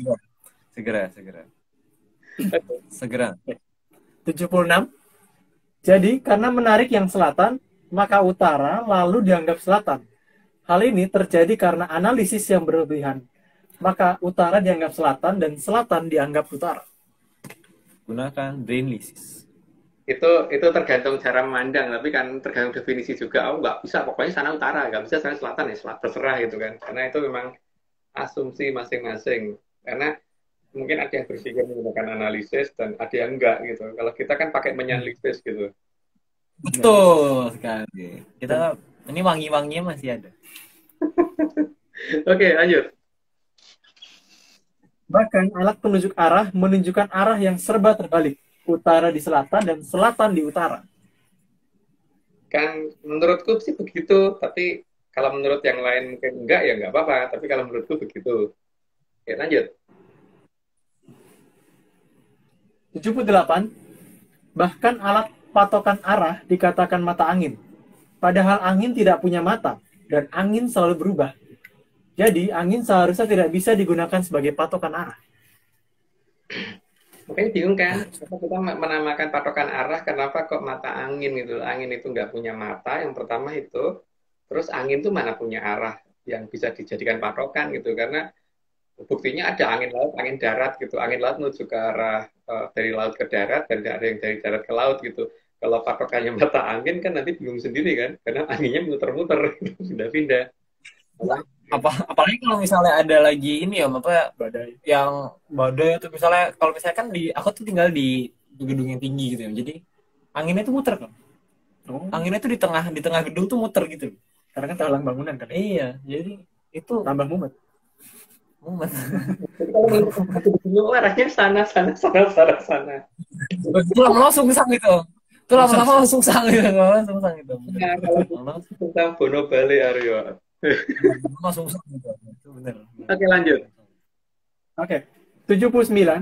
Maka dalam mencari grojogan Sewu tidak akan bisa menggunakan kompas karena magnetnya dapat dengan mudah diintervensi oleh peradaban yang menjaga grojogan Sewu dan aliran Amertosari. Mungkin penjelasannya nanti detailnya ya nggak detail sih, karena memang kita tidak mungkin mengungkap semuanya ya. Itu di 135. Tapi kan dongeng tuh nggak detail. 135 mitos nih. Kalau 135 kan nanti penjelasan dari Mahapatih Megamendung. Waktu kita tanya kan penjelasannya cukup menarik tuh itu Aryo. Iya betul. Itu sebenarnya aku tunggu. Ada satu bahasa satu kata yang pernah aku sebutin tapi sabar. Tangguh. Oke, lanjut. Oke, 80. Perangkat digital juga tidak akan pernah bisa digunakan mencari di mana keberadaan Grojogan Sewu. Ya karena gampang banget interferensi kalau seperti itu gitu. Kalau HP kadang-kadang nggak nyala di sana. Oke lanjut. Tiba-tiba ada foto sendiri ya, Om ya. Iya. Wah, aku duluan, enak aja. Tidak bisa. Lanjut. 81. Karena semua peralatan berteknologi tinggi di peradaban kita sangat bisa diintercept oleh peradaban penjaga Grojogan Sewu berserta alirannya. Mungkin nanti penjelasannya kalau sudah sampai teknik Megamendung sama Tumenggung Mayorudin gitu kali ya. Tapi ya tidak akan detail ya, karena memang kita dibatasin untuk mana yang boleh didongengkan gitu. Oke lanjut. 82. Segala peralatan geologi juga tidak akan bisa digunakan untuk melacak keberadaan Grojogan Sewu karena sangat mudah mereka diintercept. Karena menggunakan jadi mereka bisa kirim data dari intercept dari tanahnya bisa mereka bikin. Oke lanjut. 83. Jadi semua jenis data yang keluar dari penelitian geologi bisa mereka tampilkan sesuai keinginan mereka, agar peradaban besar tidak akan pernah terlacak. Itu model gambar kalau menggunakan geolistrik ya. Jadi salah satunya seperti itu. Jadi kalau mau menggunakan geolistrik harus pakai menyanalisis dulu. Kalau untuk mencari peradaban besar, jadi tidak bisa kalau menggunakan itu langsung akan mencari, nggak akan bisa. Menyan harus di awal. Itu hanya untuk menyan. Dimenyanisasi. Untungnya dengan menyan mati. 84. Meskipun tidak gampang, tapi dengan mengukur jarak dan kecepatan pesawat Sukhoi yang menabrak Gunung Salak, maka dapat diperkirakan di mana mereka melewati Grojogan Sewu. Karena seharusnya kan Gunung Salak itu kelihatan di radarnya si Sukhoi. Tapi kenapa kok dia sampai nabrak? Jadi kan itu kalau kecepatan pesawat itu 800 km per jam, berarti kan dia harusnya bisa menghindar pada jarak berapa kilometer. Tapi kalau sampai nabrak itu berarti dia nggak ada kesempatan untuk menghindar. Nah, kalau nggak ada kesempatan menghindar, berarti kan kita bisa hitung tuh kapan kira-kira berapa kilometer dari arah daerah tabrakan itu gitu kan. Harusnya gitu ya. Karena kemungkinan besar waktu itu penjaganya agak lebar itu sehingga kelihatan Grojogan Sewunya, sehingga terpaksa harus diturunkan. Tapi diturunkannya bagaimana itu ntar bukan ada di bawah kali ya. Oke lanjut. Oke. 85. Karena Grojogan Sewu mungkin terlihat saat pesawat tersebut terbang ke selatan. Sehingga mereka harus diminta mendarat dan pesawat decoy diterbangkan ke arah Gunung Salak. Maka seharusnya mereka semua masih selamat. Itu dongeng ya. Dongeng. Jadi jangan dipercaya. Oke, lanjut. Ini gambarnya tadi diproduksi di AI, jadi nggak sengaja mungkin sama atau gimana. Tiba-tiba aja ada. Tiba-tiba sama gitu. Ya, tiba-tiba mirip. Oke, lanjut. 86, itu artinya ada garis batas yang saat itu penjaganya kurang cermat. Sehingga pesawat Sukhoi sempat masuk ke area Grojogan Sewu. Ya makanya itu harusnya bisa kita gunakan untuk mengukur jarak, dan itu berarti ada jarak maksimum sama minimumnya itu bisa setelah ketemu lokasinya nanti bisa diukur lagi dengan menggunakan tata cara yang nanti kita lakukan sesuai di episode 135 ya. 135 dan 136. Itu 135 sih paling utama. Ini kan baru 133, 2 episode lagi ya. Semangat penyaners. Oke, 87. Garis tak terlihat itu dinyatakan garis klop. Ya, klop. Karena itu supaya daerah itu tidak dilewati. Itu istilah sih. Oke, lanjut aja. Klopnya nggak ada dua? Nggak. Nanti. Berikutnya. Oh, iya. Garis klop itu karena berujung di 2 titik, maka dinyatakan sebagai garis klopo 2. Klopo loro gitu kan. Klopo loro. Itu anunya lah. Dari hasil menyan kita ya. Jadi otak-otak menyan kita mendapatkan garis klopo 2, dan itu nanti dari garis itu kita ngukur jarak antara gunung itu dengan kira-kira dia pesawat ini mulai aneh di ketinggian berapa, di jarak berapa kilometer gitu kan. Oke, lanjut. Oke. Maka daerah Klopo II pasti ada di dua wilayah yang berjauhan. Iya, dan itu pasti timur barat itu harusnya. Oke, lanjut. 90. Dan kedua wilayah itu bernama sama, Srengseng Kelapa II. Itu aku nggak tahu. Nggak tahu tapi ngerti. Bingung tuh. Oke, hari ini Slide siap. perlu dicoba lagi. Tiba-tiba muncul gambar. Enggak, ini aku pokoknya slide ini aku akan mengeluarkan apa namanya disclaimer ini sampai orangnya jadi narator. Gimana sih orang ini yang colok? Manusia.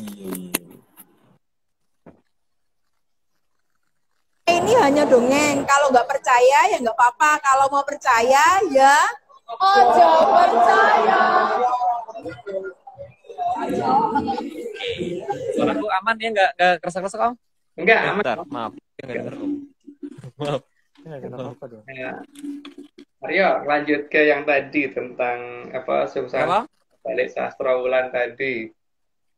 Berarti kan di batas piringannya itu, di batas perimeter Sastrowulan, itu kan mesti akan ada banyak hal yang agak aneh toh, karena daerah itu pasti ada vibrasi sedikit-sedikit gitu, karena jarak dengan pusat torsinya lumayan jauh gitu, sehingga harusnya ada beberapa hal yang mungkin nggak bisa diperbesar ya. Oh bisa om? Oh kira? Nah ini dia. Minimal kalau jembatan ya tiba-tiba makin merenggang gitu kan. Kalau itu arahnya sesuai dengan arah ini tentang bono baliknya si Sastrowulan. Atau makin merapat gitu kan. Makin merapat sampai mungkin melengkung begitu kan. Berarti kan bisa begini atau gini gitu. Sampai melengkung ini. Iya. Tapi om katanya Sastrowulan desa, oh. Masa ada jembatan? Ya kan dusun Sastrowulan mungkin sedang ada pembangunan jalan gitu kan. Oh, ada proyek. Ada proyek baru. Bro, nih. Kalau di Sastrowulan ada keretanya gitu. Keretanya ada jalur kereta. Oh, kalau ada keretanya. Nah, kalau ada kereta gimana? Ya, berarti juga bentuk rel keretanya mungkin akan lebih sering kelihatan melengkung gitu kan, sehingga kereta kalau lewat itu harus pelan-pelan supaya tidak lepas dari rel gitu ya. Itu berarti dikatakan daerah pinggiran piringan Sastrowulan sebelum Sungsang Bono balik kan itu akan harusnya makin jelas harusnya. Tapi jadi ya, itu kalau Sastrowulan sudah ada pembangunan kereta api ya. Iya, kalau udah ada kalau Sastrowulan ya.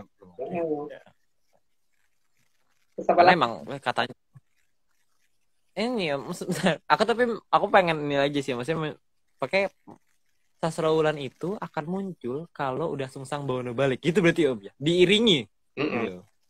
Jadi Sastrowulan akan muncul diiringi dengan Sungsang Bono balik gitu. Itu kalau aku sih pengennya dipercepat karena pengen seperti yang dia Sastrowulan, cuman itu kan karena dongeng ya, jadi dongeng dusun ini aku pengen tahu gitu loh.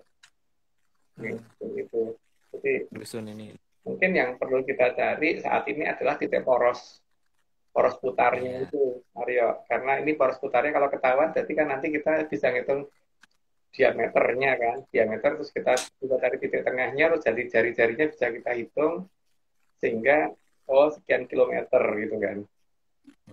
Itulah yang akan di Sungsang Bono balik gitu. Tapi kan itu kan Sungsang Bono baliknya Sastrowulan ya. Iya, Sungsang Bono baliknya. Jangan dihubungkan dengan ibunya kota atau ibune kota atau bapaknya kota atau mbahnya kota gitu ya. Atau ibunya kita jangan. Ya. Karena ibu saya gitu sebenarnya. Oke, berarti betul. Tapi ada satu lagi kata-kata yang aku inget ya, itu katanya. Konon katanya nanti itu di Sungsang Bono balik itu katanya akan ada banyak apa namanya makhluk 0, itu yang mendekati manusia. Oh, katanya gitu. Apakah itu benar adanya? Weh. Kan ketika untuk Sungsang Bono balik itu kan butuh energi kan, istilahnya itu butuh tenaga ya, butuh power. Lah, Ya, aku kalau mas. itu kan ketika power itu harus besar, maka pasti akan ada yang namanya efek kayak radiasi kecil-kecil gitu, kayak TV aja yang TV tabung itu. Ingat kan waktu Arya masih punya TV tabung dulu, kalau habis Masih Om, aku sering. dimatiin terus dipegang kacanya kan merinding gitu kan, kerak-kerak gitu kan. Iya. Ya, itu zaman aku main PS2. Iya. Nah, itu kan Butuh ini Om, power Om. Oh enggak? Iya. Salah. Berarti kan ketika pas Sungsang Bono balik akan terjadi, berarti kan akan penambahan power itu akan perlahan ya. Berarti kan paling tidak ketika tiba-tiba bulu kaki gampang berdiri, terus makin lama sampai berbulu betis, terus sampai ke atas gitu kan. Nah, itu kan berarti kan mulai sudah mendekati Sungsang Bono balik gitu ya. Kalau orang pada gampang merinding gitu, itu bukan karena hantu, tapi karena akan Sungsang Bono balik gitu kan. Bukan Spidey Sense. Bukan. Kalau orang zaman sekarang bukan Spidey Sense Om, karena katanya merinding itu, wow itu tanda ada apa gitu. Jadi lap-lap. Jadi enggak. Bukan. Enggak. Ya. Jadi bulu orang itu peka banget kan. Cuman ini loh ya, ini cerita di negeri dongeng, di negeri dongeng, bukan dongeng, dongeng. Negeri itu kegedean Om kayaknya Om. Kegedean kalau negeri. Ini kan sastra ulan tuh cuma dusun kan. Dimarahin kita ngomong negeri itu. Bawahnya kota. Pemain gede kalau dibandingkan dengan rumahku loh ya. Kalau dibandingkan sama kamarku juga lebih gede. Iya, kalau dibandingkan sama tempat tidurku juga lebih gede ya. Dibandingkan sama bukuku juga lebih gede sih. Dibandingkan sama Udah. Bandingannya nggak makin besar, makin kecil. Oke, lanjut. 91. Jadi, kelopo 2 itu bukan kelapa 2. Jadi bukan kelapa 2 loh ya. Kalau ada yang anggap itu kelapa 2, berarti bukan. Kita menceritakan kelopo loro kok, bukan kelapa 2 gitu. Enggak, kita nggak ngomong kelapa 2, kita ngomong kelopo. Kelopo. Kita nggak ngomong kelopo. Kita nggak ngomong kelapa. Itu kelapa tuh udah kemarin. Ya, bahasa kelapa gading tuh kemarin udah. Kelapa itu udah lewat masanya. Primitif begini. Lanjut monggo. 92. Sang Moho Prabu Betoro Ikling sangat tahu bagaimana agar Grojogan Sewu tidak mudah terlacak. Jadi, beliau membuat keadaan seolah cedak tanpa senggolan. Nek ado tanpa wangenan. Atau kalau dekat tanpa senggolan, kalau jauh tanpa batasan. Itu nanti di episode 140-141 itu. Lanjut. 93. Karena penyembunyian Grojogan Sewu sudah atas perintah dari Sang Hyang Betara Wisnu, maka Sang Moho Prabu Brawijaya VIII lebih memilih menyembunyikan Grojogan Sewu dan aliran Amartosari daripada meladeni perang yang bisa mencemari aliran Amartosari.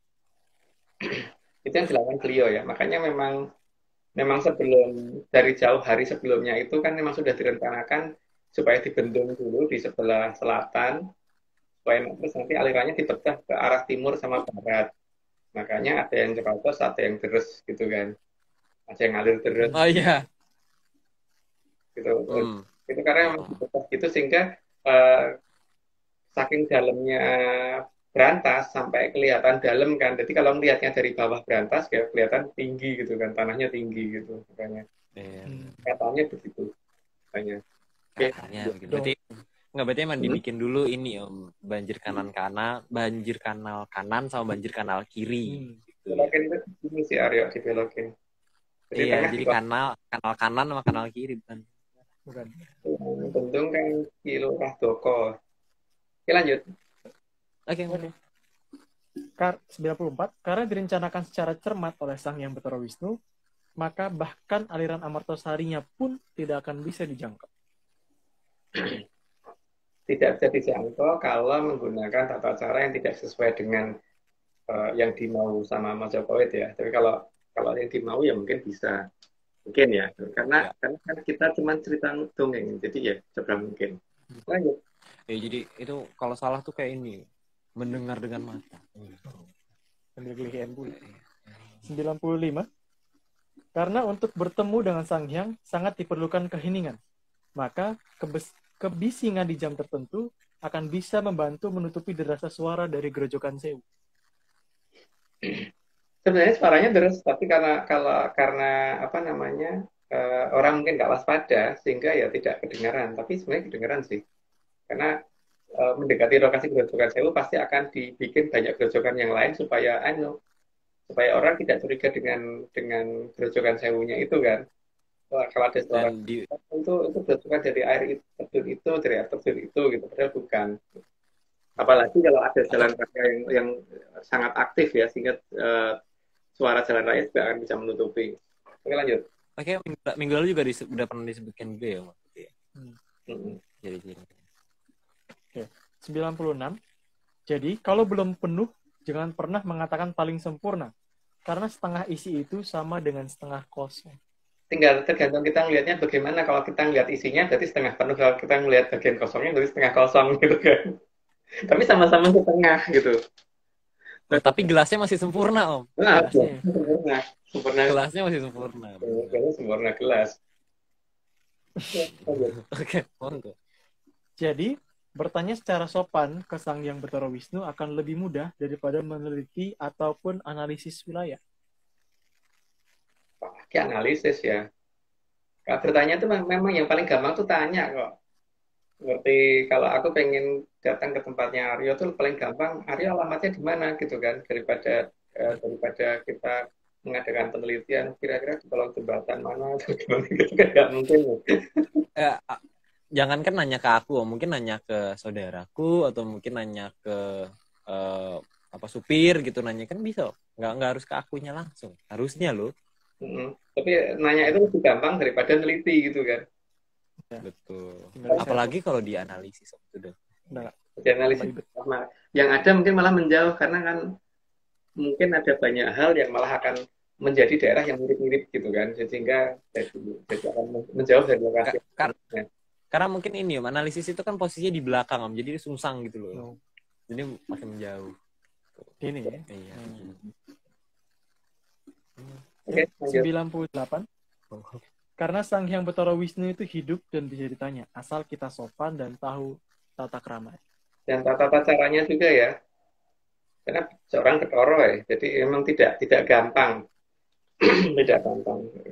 Tapi kalau bertanya ke beliau ya apapun akan ketahuan gitu. Jadi karena ya beliau hidup lebih dulu daripada adanya Arcopodo kan. Ketika Arcopodo belum ada, jadi dia tahu semuanya. Kita ngomong Arcopodo bukan Earth ya Om ya. Arco itu patung, Podo itu kaki. Iya. Jadi mungkin patung jatuhin kaki kali ya. Oh mungkin. Jadi atau patung kaki. Patung kaki. Ada apa ya? 99. Dan yang benar itu, kita yang mendatangi Sang Hyang Bathara Wisnu, bukan kita memanggil Sang Hyang Bathara Wisnu. Karena derajat kita bukan derajat yang tepat kalau meminta datangnya Sang Bathara. Enggak sah gitu. Kalau misalkan kita minta Pak RT datang ke rumah aja belum tentu mau kok. RW, Pak Camat itu diundang ke rumah belum tentu mau. Kecuali saudara Om. Iya. Tapi kalau dari kecamatan ngirim surat ke kita harus datang ya, kita harus datang kan? Oh iya benar. Ya, kan? Tapi kalau kita ngirim surat ke Pak Camat datang ke rumah saya karena sedang gini. Jawabannya siapa lu gitu kan? Betul. Apalagi Bathara Wisnu. Oke, lanjut. 100. Yang merasa paling sempurna tahunya, ya seharusnya tahu bagaimana menemui Sang Hyang Bathara Wisnu. Kalau tidak tahu ya berarti tidak sempurna. Itu kalau ini loh, kalau mengerti dengan keberadaan Sang Hyang Bathara Wisnu. Tapi kalau tidak kan dianggap itu sudah tidak perlu dicari lagi kan, dianggap tidak ada kan. Lanjut. Karena sempurna berarti tahu segalanya, bukan mengabaikan yang ada dan membuat yang ada menjadi seolah-olah tidak ada. Tapi kan tergantung juga, kalau menganggap yang ada jadi tidak ada, yang tidak ada jadi ada ya juga boleh. Wong kita nyatanya juga boleh dongeng kan? Betul. Selama kita belum di-ban sama Instagram, kita masih boleh dongeng. Oke, lanjut. Oke, lanjut. Maka pelangi abadi juga akan muncul saat Grojogan Sewu ditemu. Itu ciri khas utama ya. Jadi kalau pelangi masih bisa menghilang, berarti masih belum Grojogan Sewunya masih jauh. Tapi kalau sudah ada pelangi yang itu, berarti kita sudah mulai bisa memasukin wilayah yang tidak bisa dimasukin orang lain gitu. Karena pada batas di wilayah yang di luar itu memang sangat mirip dengan peradaban yang ada di zaman peradaban Kolobendu gitu. Tapi kesananya tuh makin kesana makin kelihatan aneh gitu karena ada pelangi kok nggak habis-habis gitu, kok nggak hilang dengan waktu, biasanya kan gitu. Biasanya kan pelangi itu ada batas waktunya kan. Ya lanjut. Karena kalau pelangi sudah ketemu, maka keraton Mojopahit juga akan terlihat, lengkap beserta Grojogan Sewu dan aliran Amertosari. Karena ada banyak tetesan air dari atas sehingga terbentuk butir-butir itu terjadi pembiasan cahaya yang sangat bagus di sana sehingga pelangi itu akan muncul, tapi munculnya itu abadi gitu. Jadi bukan hanya berapa jam atau berapa detik atau berapa hari gitu, tapi abadi ya. Itu terus. Oh, ini gambarnya unik nih Om. Ini kalau misalnya keratonnya aja ini. Kan namanya keraton Aryo. Kenapa? Kan keraton dongeng. Oh iya benar. Nah, ini negeri dongeng gitu. Kalau itu. Oh iya. Ini Kalau dongengnya mau Sungsang Bawono balik gitu. Oh iya. Iya. Gitu. Ini. Oke lanjut. 104 ya. Ya. Jadi kalau belum lihat sang pelangi abadi di arah Grojogan Sewu, berarti masih jauh dari menemukan Grojogan Sewu. Jadi jangan merasa menemukan Grojogan Sewu ketika kita belum ketemu pelangi abadi yang besar. Bukan kalau kita di air terjun, memang kita mendekat air terjunnya ada pelangi memang, tapi kan nggak gede, kan? Tapi beda ukuran. Bisa hilang juga. Uh-uh. Bisa hilang juga. Beda ukuran yang jelas Aryo. Karena Grojogannya juga gede, ya pelanginya juga lebih gede gitu kan. Oke, lanjut. 105. Namun kalau pelangi masih bisa menghilang, itu berarti bukan pelangi yang disebabkan oleh Grojogan Sewu. Jadi masih salah lokasi. Salah Sherlock gitu. Ya, itu kalau itu yang dilakukan ARC ya. Kalau kita mencari Grojogan Sewu seperti itu.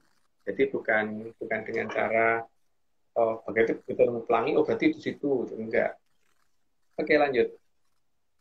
Oke. Sampun dawuhipun para hyang rikala jaman gumeser mring Kolobendu sang Amertosari kedah dipun singitaken rumiyin. Nenggo rawuhipun sang kamulyan sareng angin-angin mring Tribhuwana. Ya, nggak perlu diterjemahkan karena artinya sudah disampaikan gitu ya, Aryo ya. Iya, betul. Artinya itu selalu sama. Jadi emang dalam dialek-dialek yang berbeda. Ini kebetulan untung tulisannya nggak kelihatan. Jadi dia dialek-dialeknya itu nggak dialek berbeda, artinya pesan ini sudah disampaikan. Ada yang sudah ya pesan disampaikan. Jadi emang arti itu aja sebenarnya. Ya. Tapi kan di sini mungkin jangan pada bingung karena beberapa dari 129 kita mulai cerita Sastrowulan. Kita dongeng Sastrowulan dimulai dari pemakaman Sastroloyo dan utaranya itu Paraloyo, dan Paraloyo itu lebar, luas banget. Praloyo itu dan Sastroloyo itu sempit ya karena cuma 20 orang. Terus ke selatan, tapi karena khawatir nanti Mataram jadi ketahuan di mana, maka mungkin kita tidak menceritakan tentang Mentawai secara jelas karena ya anggap aja kita nggak tahu gitu. Tapi paling tidak kalau ada yang pengen mencari keberadaan Mentawai itu bisa ditarik garis ke arah barat dari posisinya Tumenggung Wirogunan gitu kan. Tapi nyebutnya W-nya yang panjang ya. Wirogunan. karena tempat beliau itu menyenangkan ya Om. Selalu ciri khasnya itu beliau menyenangkan. Dan hobinya hampir sama dengan Ki Buyut Kuning yang masalah Mentawai, cuman kalau Ki Buyut Kuning terfokus pada satu jenis hewan. Tapi kalau Tumenggung Ragunan itu banyak hewan yang dia senengin gitu karena emang dia pencerita hewan ya. Itu ya, cukup itu area ya untuk minggu depan. Itu kan kita membahas tentang Dewi Nawang Wulan, dan nanti itu full mitos, tidak ada logisnya sama sekali, karena kita baru menceritakan mitos, nanti logisnya nanti ketika sudah sampai di 135 ketika kita diminta menceritakan Mahopatih Mega Mendung, itu baru Itu juga sedikit, nggak banyak juga ya, Mel. Nggak, maksudnya banyak kan. 10% dari cara kita mencari Grojogan Sewu ada di situ gitu ya. 10% kan waktu itu kita ngomongnya, ya kan? Kenapa? Yang kita tulis kan 10% dari ekspedisi lapangan toh, itu untuk yang 135 nanti. Itu kayaknya nggak nyampe 10 dia. Oh, nggak nyampe ya? Anggap aja 10, mungkin dibuletin ke atas. Oh, iya, Dibuletin ke bawah. Ke atas. Iya, ke atas. Ke atas, karena grojogannya ke bawah. Betul. Jadi jangan disungsang-sungsang. Jangan bolak-balik. Nah, yang penting jangan kalau orang di kita itu kan tangan jangan begini, jadi sebaiknya sedang bolak-balik gitu kan. Betul. Oke, gitu dulu cukup Pak Arya. Oke, sangat cukup Om. Mungkin Hasko ada kata-kata? Ya semoga sehat-sehat lah ya, Om juga sehat. Ya. Sehat, semua sehat. Ya, sehat-sehat. Yang lain juga menyanyur sehat, masih bisa tetap menikmati dongeng ini, ya kan? Jangan. Oh, jangan. Kalau ditonton gimana Om ini Om? Penton. Ini kita harus ditonton atau enggak Om? Atau nggak usah diupload di YouTube ini hari ini? Biar seru ya. Ya seru gitu, sehari hilang gitu nggak di YouTube. Panik langsung. Panik itu menyandar loh. Panik naik. Oke, mungkin disclaimer dulu ya Om ya, disclaimer lengkapnya dulu. Oke, tim Atlantis Center atau ARC tidak pernah menjual jasa untuk berkomunikasi atau bertemu dengan para leluhur dalam bentuk ritual apapun. Waspada terhadap oknum yang mengatasnamakan tim ARC. Ritual resmi hanya dilakukan oleh Mas Agung Bimo, Mbak Vicky, dan saya sendiri. Untuk informasi resmi, silakan hubungi via DM IG @VickyAnandaReal. Beliau akan siap selama 25 jam sehari, 35 hari dalam 35 hari dalam sebulan, 13 bulan dalam setahun. Ya, segitulah. 10 hari dalam seminggu. 10 hari dalam seminggu. Ya, pokoknya gitu. Pokoknya banyak. Dia tapi emang dia tapi emang nggak lama sih Om, balas chatnya emang nggak begitu lama. Cuman balasnya mungkin 10 jaman kolo gitu kan. Iya, sejaman lah, minimal sejaman. Kolo. Sekarang 2 jaman. 2 jaman kolo. Bisa 10 juga Om. Bisa 10 juga. Ya, tapi aku kangen sama Mbak Vicky itu kangen. Kapan nih bisa berjumpa di narator nih? Rindu. Minggu depan. Oke. Itu dia Mbak Vicky. Sampai jumpa Mbak Vicky. Kalau yang kangen Mbak Vicky bisa nonton minggu depan. Oke, kalau gitu Om, kita parade terima kasih Om. Ya. Oke, siap. Terima kasih tentunya sebesar-besarnya kepada Kitunggul Jatijoyo Mongrogo yang sudah telah menyediakan data dan juga mau menjadi pamong bagi kita semua. Kemudian juga terima kasih Mas Agung yang sudah mau menjadi narasumber dan juga sudah mau membuatkan slide-nya yang bingung juga. Terus kemudian Mas Hasko, terima kasih yang sudah mau menyumbangkan suaranya malam hari ini. Terus Mas Nogo sudah mau merapikan slide. Bang John gambarnya hari ini seperti biasa indahnya. Kemudian juga tentunya Mbak Vicky, Om Iwan, Mbak Ade, dan segelintir tim ARC lainnya. Terima kasih. Dan terakhir tentunya Chief Eksekutif ARC, Bos Besar Pak Marius Gumono yang sudah mau memprakarsai kita hingga hari ini. Oke, gitu. Sekian Om. Ya. Jangan lupa Brainlysis. Oke, kalau gitu jangan lupa menggunakan Brainlysis, jangan menggunakan analisis. Menyanalisis juga boleh. Jadi kalau gitu sekian dari Atlantis Center, sampai ketemu di minggu depan masih di jam yang sama di episode 134. Ceritanya semakin indah. Dan sampai jumpa, selamat malam, salam sehat, dan tentunya salam menyan.